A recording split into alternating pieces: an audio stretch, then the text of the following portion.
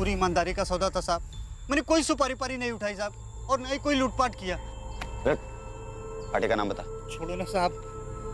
साहब आप एक काम करो, मेरे 50 में से 10 रख लो। अच्छा चलो 20 रख लो साहब। अभी ये किसने दिया, किधर से आए, सब जाने दो ना साहब। इसको इधर ही रफा दफा कर देते हैं साहब।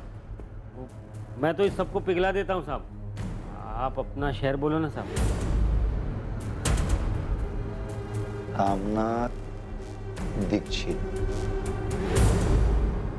सुना ही है ना? क्या फर्क पड़ता है साहब, जाने दो ना हम लोगों को। ये तो वही है ना जिसका मर्डर हुआ था, बेटा बेटी बीवी सब साफ, चोरी वाला तांत्रिक, राइट? साहब आप तो मेरे को जानते हो साहब, मेरा इससे कोई लेना देना नहीं है साहब। ये सब आप रख लो साहब। ये कल्पेश को अंदर डालो। अरे क्या अंदर डालो साहब, मेरा इस हत्या से कोई लेना देना नहीं है। तो उसका नाम बता जिसका वास्ता है।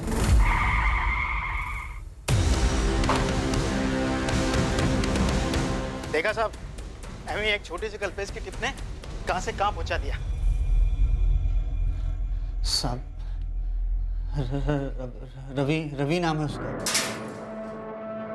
सर रवि मिला था मुझे माल लेकर। कब आया था? यही कोई 1 महीना पहले।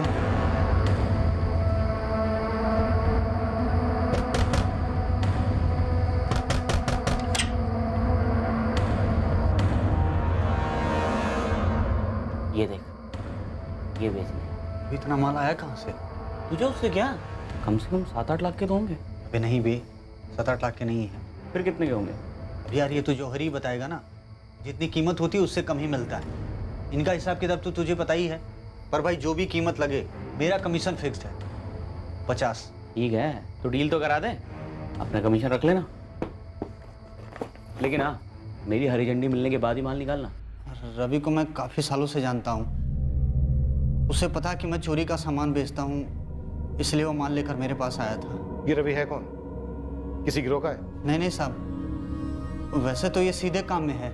ऑमलेट और पराठे का ठेला लगाता है मझोली में। 1 हफ्ते पहले फ़ोन आया था उसका मेरे पास।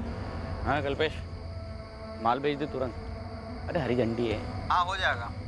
आया, पर तूने बताया नहीं कि माल किधर से आया, कहाँ से आया। अरे तुझे क्यों जानना है? तू माल बेच, अपना कमीशन रखो, खुश रहे।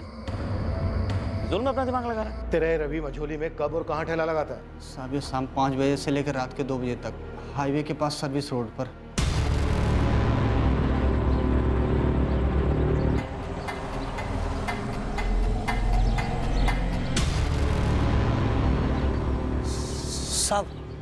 साहब हो रहा साइकिल पर रवि।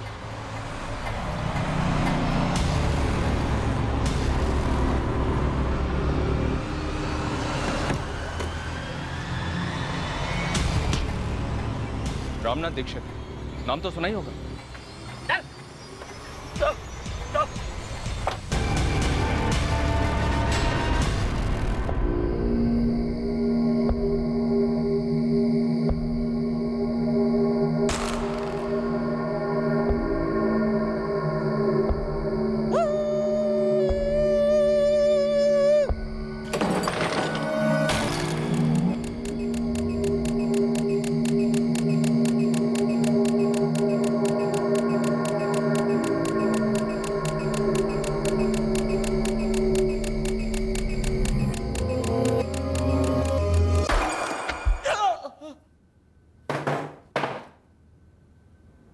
किसके कहने पे ये सब किया रवि? महीने भर से हम इस केस के पीछे चक्कर काट रहे हैं। अब अगर तूने तनिक भी दिल लगाई ना, तो असली कुत्ता समझ के पीटूंगा तुझे, और असली कुत्ते की तरह रोएगा तू रात भर। मैंने तो बस कुत्ते के रोने की आवाज निकाली थी साहब। रुक मत, आगे बोल। और लूटने में मदद की थी बस उसकी, पर मैंने किसी को नहीं मारा। कौन था वो जिसकी मदद की तूने?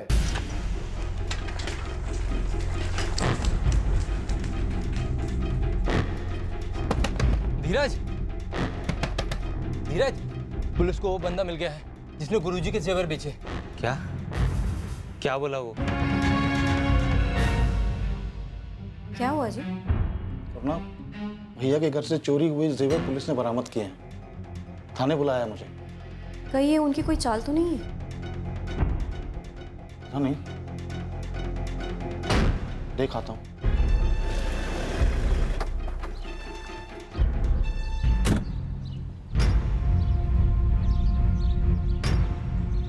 गोपाल, गोपाल जोशी। जी इंस्पेक्टर। मुजरिम पकड़ लिया हमने। कौन है? बताते हैं, चलो हमारे साथ। बताइए ना सर, किसे पकड़ा है आप लोगों ने? एक क्रिमिनल है, हिस्ट्री शीटर। कौन है ये?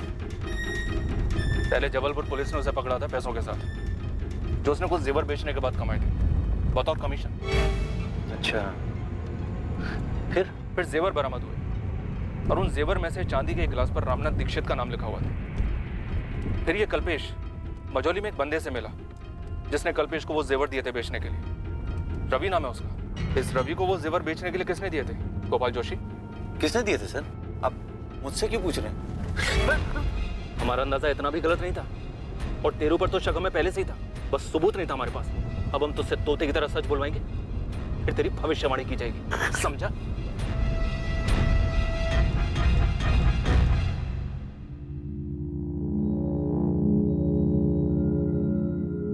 नाम बोल रवि, नाम बोल। गोपाल जोशी साहब, उसका रामनाथ दीक्षित से पंगा था।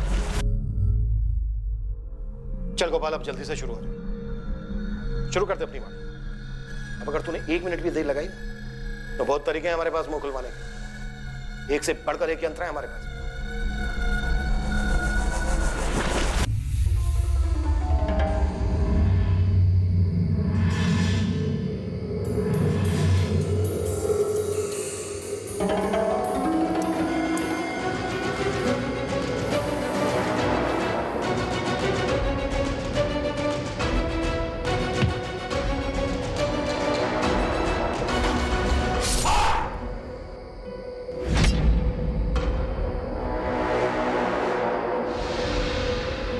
मैं वो कसाई वाला चॉपर ले आऊँगा, एक बार में काम तमाम।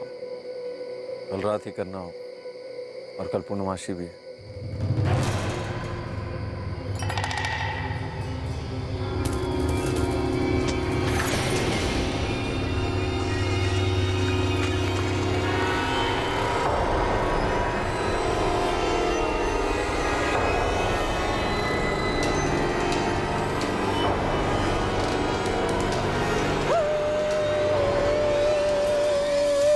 दरवाजा खटखटाता है तो चारों में से कोई भी दरवाजा खोल सकता था,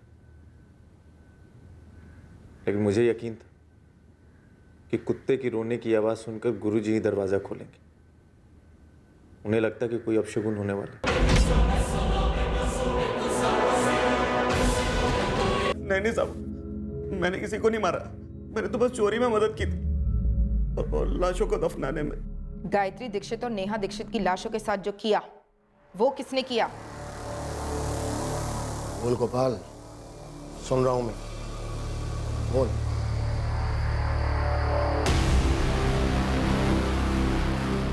गोपाल भाई, ये लड़की आपकी, वो औरत मेरी, बाद में एक्सचेंज, ठीक है? एक सेकंड रुक। ये ले, कोई निशान मत छोड़।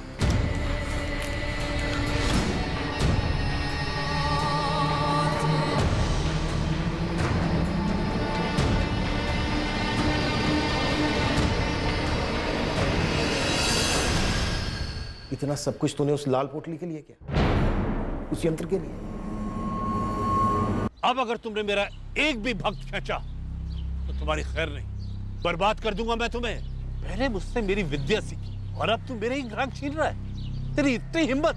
इतने सालों में पहली बार आपके मुंह से भक्त की जगह पे ग्राहक सुन रहा, बड़ा अच्छा लगा। पाखंडी नहीं है आप मेरी तरह, धंधे वाले हैं और धंधे में नए ग्राहक बनाना अन्याय नहीं है, लेकिन पुराने वाले को भी पकड़ के रखिए। मैं तो कहता हूं कोई जबरदस्त चमत्कार दिखाइए उन्हें। तुम मेरा और मेरी विद्या का मजाक उड़ा रहे हो? गुरुजी, सैकड़ों ग्राहकों का इतने सालों से आप मजाक ही तो बनाते आ रहे हैं। अब बहती नदी में मैंने भी हाथ धो लिया। अब गुरुजी, इसमें बुरा मानने वाली कोई बात है नहीं। विनाश काले विपरीत बुद्धि, तुम्हें अंदाजा नहीं है गोपाल, तुमने मेरे साथ अन्याय और फिर मेरा अपमान करके क्या मोल ले लिया। जिस हालत में तुम मेरे पास आए थे उससे भी बदतर दशा होगी तुम्हारी, वरना मैं ये तांत्रिक विद्या छोड़ दूंगा। एक डर अंदर ही अंदर था मेरे, कहीं गुरुजी के पास उस यंत्र की ताकत हो शायद दुनिया में ऐसी कोई ताकत, और ये ख्याल मुझे दिन रात अंदर से खाने लगा। मैं अपने ग्राहकों को सही से सलाह नहीं दे पा रहा और धीरे धीरे ग्राहक कम होते चले। जो कमाया था वो घटता चला गया। तब मुझे यकीन होने लगा कि ये सब यंत्र के कारण हो रहा। गोपाल भाई, यही है वो यंत्र जो आपके कलेजे का पत्थर था? गोपाल भाई कुछ बोलिए, इतना सब कुछ तुम अब भी उस पत्थर को चमत्कारी समझते हो? तंत्र का यंत्र है वो। कुछ जेवर भैया के नाम पे हैं और कुछ भाभी के। उस पोटली में सच में सिर्फ ये पत्थर था? हाँ, सिर्फ पत्थर, और तुम लोगों के लिए यंत्र। मुझे इसके बारे में कभी कुछ पता नहीं था, लेकिन इतना मालूम था कि जो भी है बकवास है।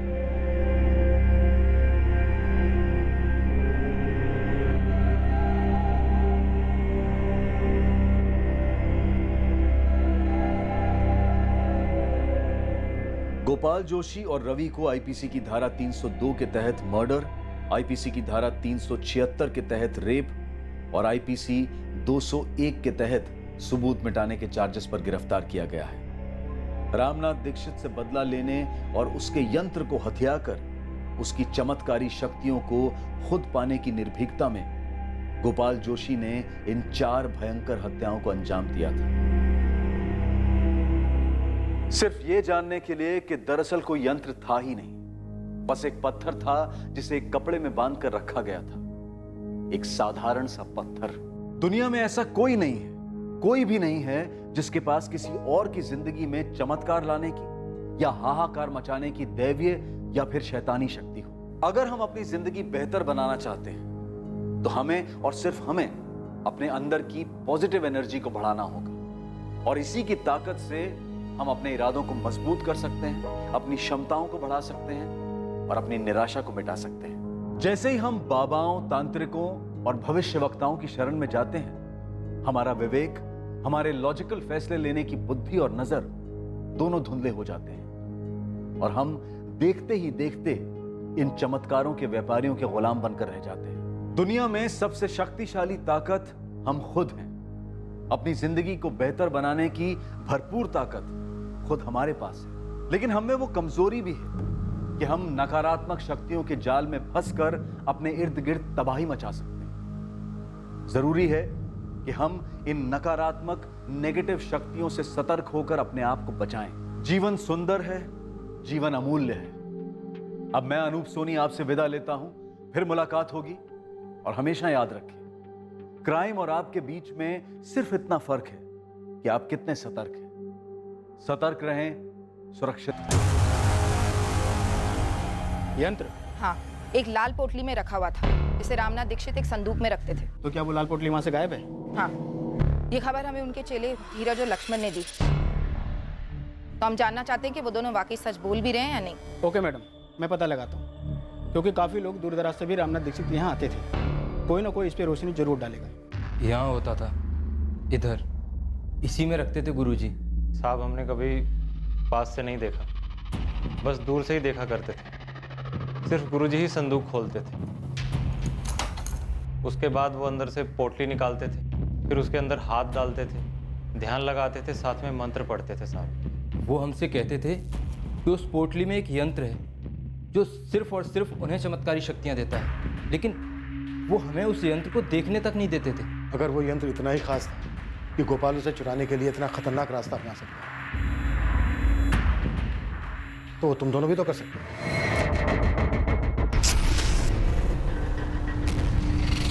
हम शिष्य थे गुरुजी के। वो तो गोपाल भी था। साहब वो यंत्र हमारे किसी काम का ना होता। अभी तो हमने विद्या पूरी सीखी भी नहीं थी, अभी तो पूरा ज्ञान आना बाकी था साहब। और साहब, उस यंत्र के लिए ज्योतिष विद्या का पूरा ज्ञान होना जरूरी होता है। सर, मैं अपने गुरुजी और उनके परिवार के साथ ऐसा करने के बारे में सपने में भी नहीं सोच सकता। अब मुझे नाम बताइए उसका, जिसने मेरा नाम घसीटकर इतनी घिनौनी हरकत का इल्जाम मेरे सर डालने का प्रयास किया। गोपाल, तू तो तांत्रिक है ना, तू खुद पता नहीं कर सकता क्या अपनी शक्तियों के साथ? वैसे अब तो भीड़ बढ़ गई होगी ना तेरे पास, वो लाल पोटली मिलने के बाद? भीड़ बढ़ गई होगी। लाल पोटली? कौन सी लाल पोटली सर, क्या बात कर रहे हैं आप? हमारे पास इस बात के पक्के सबूत हैं कि तुम उस यंत्र के पीछे पड़े थे गोपाल। ये क्या बात कर रहे हैं सर? मतलब मैं क्या करता हूँ उसका? और मुझे तो पता भी नहीं कि आप जिस यंत्र की बात कर रहे हैं वो दिखता कैसा है। लाल पोटली तो देखी होगी, जिसमें हाथ डाल के रामनाथ ध्यान लगाता था। मैं स्वीकार करता हूँ कि मैंने वो पोटली देखी थी जब मैं गुरुजी के यहाँ शिष्य हुआ करता था, लेकिन गुरुजी ने स्पष्ट रूप से मुझे बताया था कि ये यंत्र सिर्फ उनके उपयोग के लिए।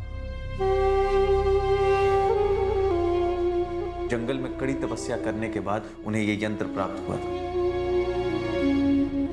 सर, मुझ पे उंगली उठाने वाले वो लक्ष्मण और धीरज हैं, मैं बता सकता हूँ, पर मेरी बात भी तो सुनिए कि मुझ पर ये झूठा आरोप वो किसी और के कहने पे लगा रहे हैं। तुमने उनके सलाह दी थी ना कि संदूक में वो लाल पोटली नहीं है, ये बात वो हमसे ना बताए। झूठ, बिल्कुल झूठ।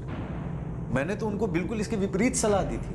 तुम दोनों को तब के तब बता देना चाहिए था पुलिस को कि संदूक से लाल पोटली गायब है। तुम लोगों ने बताया क्यों नहीं अभी तक? गोपाल भाई, हमें लगा ही नहीं कि गुरुजी और उनके परिवार का कत्ल उस यंत्र की वजह से हो सकता है। अरे उससे तुम्हें क्या लक्ष्मण? तुम्हारा काम पुलिस की सहायता करना है। जाओ जाकर के पुलिस को सब कुछ बताओ, जाओ। सर, सीधी सी बात है, इन दोनों लड़कों को आनंद दीक्षित ने भेजा था आपके पास। तुम्हारे पास इस बात का कोई सबूत है गोपाल? सबूत की क्या आवश्यकता है सर? जाहिर सी बात है, आनंद और गुरुजी के बीच में पुश्तैनी घर को लेकर के विवाद था, और मुझसे भी, क्योंकि गुरुजी मुझसे सलाह मशवरा करते थे। इतना बड़ा नामचीन तांत्रिक अपने छोटे भाई के गलत इरादों को नहीं देख पाया। यही तो दुर्भाग्य है सर, अपनी शक्तियों से पूरी दुनिया की मदद करने में अपने खुद के पीठ पे छुरा भोगने वाले अपने भाई को नहीं पहचान पाए। अगर वो यंत्र गायब है तो वो आनंद के पास ही। क्या पुलिस को संदूक में से यंत्र मिला? आनंद को भी उस यंत्र के ताकत के बारे में जानकारी थी। अब 2 और 2 की कड़ी जोड़कर देखिए, आनंद ने पहले उन 2 पाखंडी शिष्यों से ये कांड कराया, उसके बाद यंत्र को हासिल किया, उसके बाद उन दोनों को मेरे पास भेजा गायब यंत्र की जानकारी देने के लिए, और फिर मुझ पे इल्जाम लगाया। तभी मैं सोचूं कि ये दोनों मुझसे ऐसे मिलने क्यों आए। सर, अब पूरा गणित बिल्कुल सही बैठ गया। ये पूरी साजिश के पीछे आनंद का ही हाथ।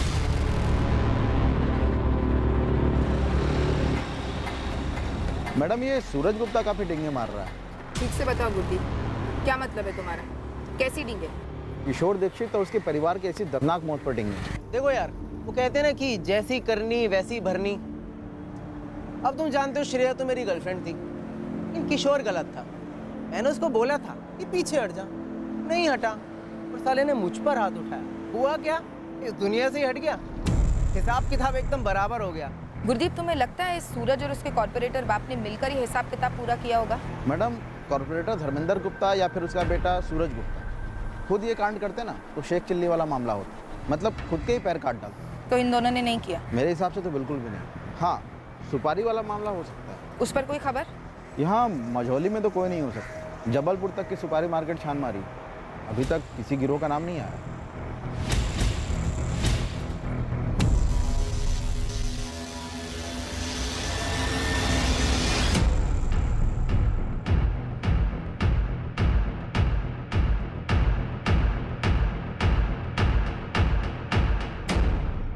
करीबन 20 लोगों से बात हुई है जो रामनाथ दीक्षित के पास जाते थे अपनी समस्या लेकर।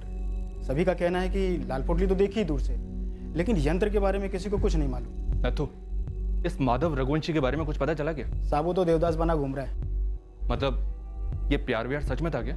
उसके और नेहा के कॉलेज में बात हुई, वहाँ के लोगों का कहना है कि दोनों का सीरियस रिलेशनशिप था। मतलब मोटा मोटा अब हमारे रडार पर सिर्फ आनंद दीक्षित और गोपाल जोशी हैं, और दोनों पर ही बात आगे नहीं बढ़ रही है। साहब, ये रामनाथ के चेले लक्ष्मण और धीरज दोनों की थोड़ी खातिरदारी करो, जरूर कुछ उगलेंगे। वही प्लान है। तब तो तू गोपाल जोशी को और खंगाल। ठीक है साहब, मैं लग जाता हूँ इसकी हिस्ट्री निकालने में। वैसे एक बात और खटक रही है, ये चारों मर्डर बहुत ही प्रोफेशनल तरीके से हुए, लेकिन पूरे जिले से, यहाँ तक कि पूरे स्टेट से एक भी हिस्ट्री शीटर का नाम सामने नहीं आया। सर, और एक बात खटक रही है मुझे। हमने जब दीक्षित के पड़ोसी रोहित से बात की थी, तब उसने बताया था कि कत्ल की रात उनकी गली का कोई कुत्ता बहुत अजीब तरह से रो रहा था। उस रात को कोई कुत्ता बड़ी डरावनी तरीके से रो रहा था। सर, मुझे कोई बहुत ही शातिर और बेरहम साजिश की बुआ रही है। ये सिर्फ किसी हिस्ट्री शीटर का अंजाम दिया जुर्म नहीं लग रहा है। ये किसी ऐसे आदमी का काम है जो दीक्षित परिवार और उनके घर मोहल्ले के हालात से अच्छी तरह से वाकिफ था, जिसके चलते इस साजिश को आराम से अंजाम दिया जा सके। काफी आराम से बचा। घर की बैकसाइड को खोदने के लिए उनके पास पूरा था। इस साजिश का हर पहलू खौफनाक तो था। जिस तरह से चारों को मौत के घाट उतारा गया था, जिस तरह से दोनों औरतों पर सेक्सुअल असॉल्ट किया गया था और जिस तरह से चारों को दफनाया गया था। पर क्या वो अदृश्य यंत्र जिसे इस केस से जुड़े किसी भी व्यक्ति ने नहीं देखा था, क्या सिर्फ एक लाल पोटली में छुपा हुआ वो यंत्र इस नरसंहार का कारण? सिर्फ एक यंत्र?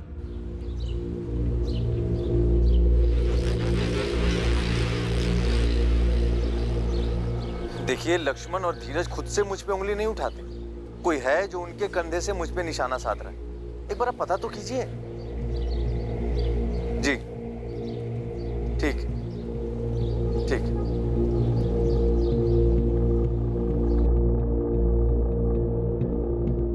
पापा, पुलिस आई है आपसे बात करने। आनंद, आपने कैश और जेवर चोरी होने की इंफॉर्मेशन तो दी थी, लेकिन संदूक वाली उस लाल पोटली का जिक्र नहीं किया था जो चोरी हो गई थी, जिसमें रामनाथ जी का यंत्र था। आपने मुझे संदूक खोलकर दिखाया कब? मुझे कैसे पता चलता? हमने एक दफा नहीं, आपसे कई दफा पूछा था उस चाबी के बारे में, जिसे रामनाथ जी अपनी कमर से लटका कर रखते थे। कैसे बताता मैं? मुझे क्या मालूम था वो चाबी संदूक की है? और आपको भी तब मालूम पड़ा जब लक्ष्मण और धीरज ने आपको बताया। कम से कम 2 लोग थे, ऐसे 2 लोग जो घर के चप्पे चप्पे से वाकिफ थे। रामनाथ दीक्षित के परिवार की दिनचर्या से वाकिफ थे। बोलो, कैसे अंजाम दिया इस कांड को? क्या क्या किया, कैसे किया? हम और क्या बताएंगे, हम उनके शिष्य थे, गुरु थे वो हमारे। साहब, हमारी सिर्फ इतनी गलती है कि हमने लाल पोटली वाली बात आप लोगों को नहीं बताई।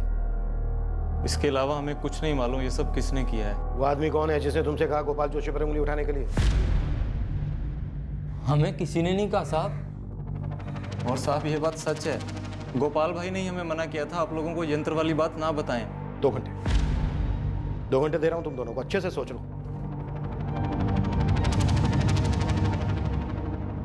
क्या सर, कुछ भी बोल रहे हैं आप? मैं समझ रहा हूं आपका गेम। आप तुक्का लगा रहे हैं मुझसे कुछ भी बुलवाने के लिए। कोई तुक्का नहीं लगा रहे।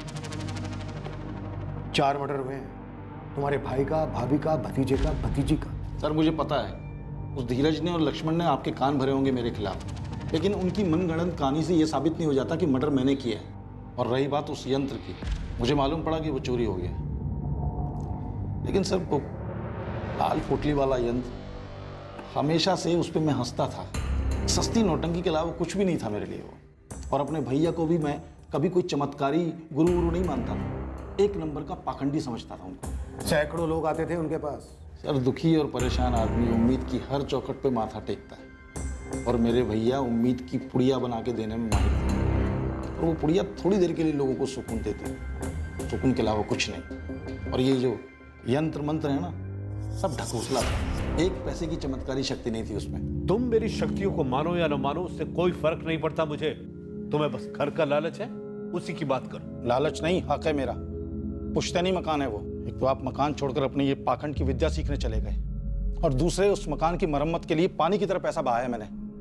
और तीसरी सबसे अहम बात, माँ बाबूजी की सेवा की आखिरी दम तक, जब आप दुनिया को ठग के पैसे कमा रहे थे। और इन सब के बावजूद आपको अच्छी खासी रकम दी मैंने मकान के नाम पे। और अब जो आप मांग रहे हैं ना, वो लूट है, और आप लूट में माहिर हो चुके हैं अपनी यंत्र मंत्र की विद्या से। आज 30 लाख कीमत है उस घर की, मैं तुमसे 15 मांग रहा हूं, आधा। तुम बाकी के 7 लाख दो, मैं आंख मूंद कर कागजात पे दस्तखत करता हूं। रही बात यंत्र तंत्र की, वो मेरा पेशा है, उससे तुम्हारा कोई ताल्लुक नहीं। मानता हूं ताल्लुक नहीं था मेरा, और ये भी मानता हूं कि कानूनी तौर पे 7 लाख रुपए देने थे मुझे पुश्तैनी मकान के लिए, और जो मैंने इकट्ठे भी किए अपनी छोटी सी दुकान चलाकर, मेहनत की कमाई से, कोई यंत्र वाली ठगी से नहीं। पर वो यंत्र था क्या? सर बोल तो रहा हूं, उस लाल पोटली में लिपटी हुई ठगी थी, बकवास था, जिसके जरिए भैया लोगों को बेवकूफ बनाते थे, ढेर सारे पैसे कमाते थे। आनंद, लेकिन ये नामुमकिन है कि तुम्हें पता ही नहीं था कि उस संदूक के अंदर वो लाल पोटली है, और रामनाथ जी की कमर से बंधी चाबी से वो संदूक खुलता है। आनंद, यंत्र चुराने वाले ने रामनाथ दीक्षित की कमर पर बंधी चाबी से वो संदूक खोला, वो यंत्र बाहर निकाला, वापस उस संदूक को ताला लगाया, और वापस वो चाबी रामनाथ की कमर पर बांध दी। सर आप तहकीकात करने वाले एक पेशेवर हैं, आप लोगों के बयान से सच्चाई जान लेते हैं। मुद्दे से मत हटो। मुद्दा वही है सर, इन पेशेवर भविष्यवक्ताओं का खेल भी वही है। ये लोगों से पूछताछ करते समय अंदाजा लगा लेते हैं कि सामने वाले की कमजोरी क्या है। जबान तो पहले ही मीठी होती है उनकी, ले लेते हैं लपेटे में। और रामनाथ भैया तो इस आंखों में धूल झोंकने वाली कला के माहिर हो गए थे। रामनाथ दीक्षित और उसके पूरे परिवार का कत्ल किया गया। उनकी पत्नी और बेटी की लाशों के साथ घिनौनी हरकत हुई है। अब तुम चुपचाप ये बताओ, इस कांड को कैसे अंजाम दिया? मैंने नहीं किया सर। किन चीजों का सहारा लिया आनंद? और कुत्ते के रोने की आवाज किसने निकाली? धीरज और लक्ष्मण ने? लक्ष्मण, धीरज, हमें अच्छे से पता है उस रात को जो कुत्ते के रोने की आवाज थी वो असली नहीं थी। तुम दोनों ने वो आवाजें निकाली थी। तुम्हारे गुरु रामनाथ दीक्षित कुत्ते के रोने का अपशकुन मानते थे, इसलिए कुत्ते को भगाने के लिए उन्हें घर से बाहर आने के लिए मजबूर होना ही था।